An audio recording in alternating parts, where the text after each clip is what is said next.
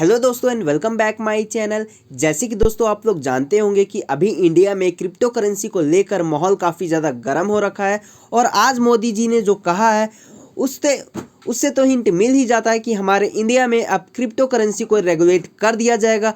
अगर आपने वो क्लिप नहीं देखा तो मैं आपको एक बार वो क्लिप दिखा देता हूँ। चलिए जल्दी से वीडियो को शुरू करते हैं। It should also recognize national rights and at the same time promote trade, investment and larger public good. Take cryptocurrency or Bitcoin, for example. It is important that all democratic nations work together on this and ensure it does not end up in wrong hands which can spoil our youth. Friends, we are at a historic moment of choice whether all the wonderful powers of technology of our age will be instruments of cooperation or conflict, coercion or choice, domination or development, operation or opportunity. India, Australia and our partners in the Indo-Pacific region and beyond hear the call of our times.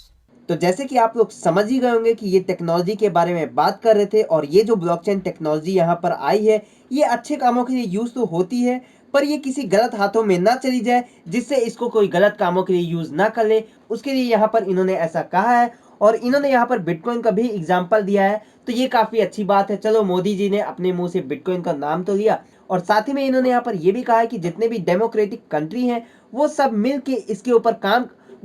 के इसके ऊपर काम करें जिससे इसको कोई गलत तरीके से यूज ना करें ताकि हमारी जो यूथ है वो खराब ना हो जाए। तो ये जो स्टेटमेंट इन्होंने कहा है इससे कहीं ना कहीं पता चलता है कि गवर्नमेंट इसको रेगुलेट करने के बारे में सोच रही है और इसको अब बैन तो किया नहीं जाएगा, जैसे कि मैंने आपको पहले भी काफी सारी वीडियोस में बता रखा है। तो अब फाइनली ये रेगुलेट कर दिया जाएगा, तो उसी से रिलेटेड ये आर्टिकल मैंने यहाँ पर निकाला हुआ है। यहाँ पर भी सेम चीज ये चीज बोला गया है जैसे कि आप यहाँ पर पढ़ सकते हो। और दोस्तों यहाँ पर एक न्यूज आई है जहां पर बोला जा रहा है कि India to reduce GST paid on cryptocurrency exchanges from 18% to 1% through regulatory reclassification।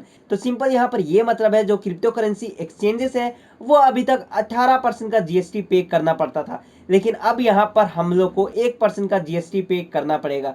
और यहाँ पर ये जो न्यूज आई है ये CNBC TV 18 इंडिया की तरफ से आई है, यहाँ पर आप लोग देख सकते हैं। तो यहाँ पर इन्होंने बताया है कि अब ये जो क्रिप्टो करेंसी एक्सचेंजेस है उसको एज ए कॉमर्स प्लेटफॉर्म यहाँ पर लिया जाएगा और साथ ही साथ यहाँ पर यह भी कहा गया है कि यहाँ पर गुड एंड सर्विसेज टैक्स लगाया जाएगा जैसे कि कॉमर्स प्लेटफॉर्म पे लगाया जाता है। और साथ ही में इन्होंने यहाँ पर यह भी बताया गया है कि 1% जो GST लगने वाला है वो यहाँ पर ट्रांजेक्शन में और पर ट्रेड में आपको देना पड़ेगा। तो एक तरह से मैं आपको बताऊं तो ये आपके लिए काफी अच्छी बात भी है और काफी खराब बात भी है।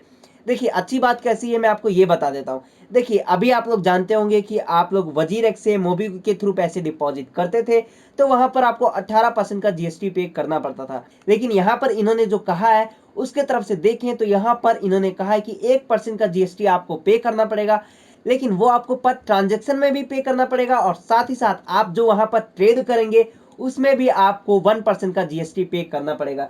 जैसे कि मान लीजिए आपने वजीरेक्स में 10,000 रुपए डिपॉजिट करवाया तो उसका 1% आपको GST पे करना पड़ेगा, तो 1% होगा 100 रुपए। 100 रुपए आपको उस टाइम पे डिपॉजिट करते वक्त फी देना पड़ेगा और साथ ही साथ यहाँ पर आप जो ट्रेड करेंगे उसमें भी आपको 1% का GST पे करना पड़ेगा। जैसे कि मान लीजिए आपने यहाँ पर 10,000 का ट्रेड लिया तो वहां पर आपको 1% का GST पे करना पड़ेगा, तो वहां पर भी आपको 100 रुपए पे करना पड़ेगा। तो इस तरीके का जहां पर आपको 0.02% का चार्जेस पे करना पड़ता था वहां पर आपको उसको हटा के 1% का GST ट्रेड में आपको पे करना पड़ेगा। तो एक तरफ से देखा जाए तो अच्छी बात भी है क्योंकि यहाँ पर जो हमारा ट्रांजेक्शन फीस था वो कम हो गया है, और साथ ही साथ यहाँ पर बुरी बात यह है कि जहां पर आप 0.02% का ट्रेड लेते थे वहां पर आपको 1% का GST ट्रेड फी देना पड़ेगा। हालांकि अभी यहाँ पर पूरे तरीके से क्लियर नहीं हुआ है, ये इन्होंने सोर्सेस की तरफ से छापा है। ये पूरी तरीके से क्लियर हो जाता है तो मैं आपको एक बार कंफर्म कर दूंगा,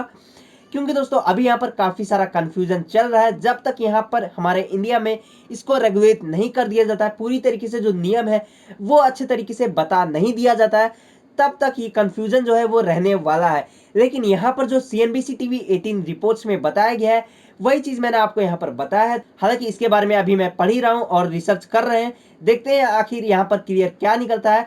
ये मेरे को आपको अर्जेंट बताना था तो इसलिए मैंने आपको बता दिया। हालांकि आशा करता हूँ कि इससे आपको काफी कुछ समझ में आया होगा, लेकिन एक बार मैं आपका विचार जानना चाहता हूँ कि इसके बारे में लेकर आपका क्या राय है। आप क्या सोचते हैं कि कितना % का GST आपको पे करना पड़ेगा, और यहाँ पर जो ट्रेड को लेकर 1% का GST पे करना पड़ रहा है, ये आपको ज्यादा लग रहा है या फिर कम लग रहा है? इसके बारे में आप मेरे को अपना राय दे सकते हैं। आशा करता हूँ कि आपको ये छोटी सी वीडियो पसंद आई होगी। पसंद आई है तो लाइक कीजिएगा, चैनल पे नए हो तो सब्सक्राइब करके बेल आइकन को ऑल कर दीजिएगा, और हम मिलेंगे आपसे अगली वीडियो में। Bye bye, see you next time.